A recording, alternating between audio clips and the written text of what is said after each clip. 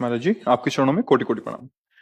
महाराज जी, पूजनीय भाई जी के श्रीमुख प्रवचन में सुना है कि भगवत मार्ग में परमात्मा से ना मांगने वाला हमेशा अधिक लाभ में होता है, क्योंकि मनुष्य तो अपनी बुद्धि के अनुरूप ही मांगता है, पर दाता इतने उदार हैं कि वो हमारी सोच से कई गुना ज्यादा दे देते हैं। पर इसी के विपरीत यदि हम भक्ति रस में भगवान से उन्हीं की भक्ति मांगे तो क्या ये सकाम भक्ति कहलाती है या निष्काम भक्ति?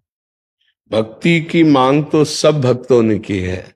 अविरल भगत बिरति सत्संगा, चरण सरोरु प्रीति अभंगा, बार बार सबने मांग की।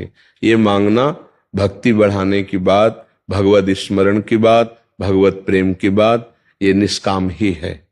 ये भगवान की कृपा प्राप्ति के लिए बड़े बड़े महापुरुषों ने मांगा है। बार बार बर मांग हूं हर्ष देव श्रीरंग, पद सरोज अनपायनी भक्ति सदा सत्संग।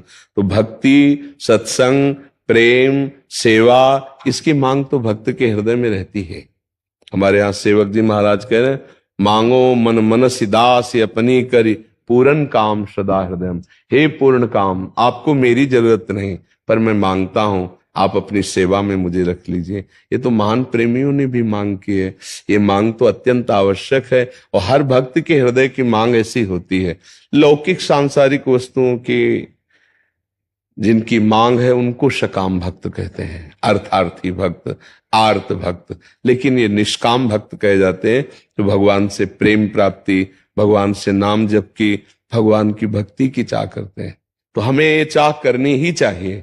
इसी चाह से हम लौकिक चाह को मिटाते हैं। जैसे कांटे से कांटा निकालते हैं ना, फिर दोनों कांटा फेंक देते हैं।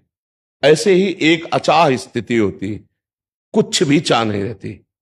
जाही न चाही कबहु कछु, तुम सन सहज सने, वो एक स्थिति आती है। कोई चाह नहीं, न भगवान से ना और किसी से। चाह नाम की कोई वस्तु ही नहीं, न सच्चा ना असच्चा।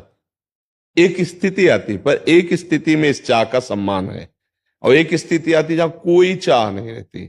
ब्रह्मभूता प्रसन्नात्मा न सोचति न कांक्षति, समः सर्वेषु भूतेषु मद भक्तिम लभते पराम। वो भक्ति का परम लाभ ये प्राप्त हुआ, अब न कोई शोक रह गई, न कोई चाह रह गई, न सत ना असत, कोई चाह नहीं।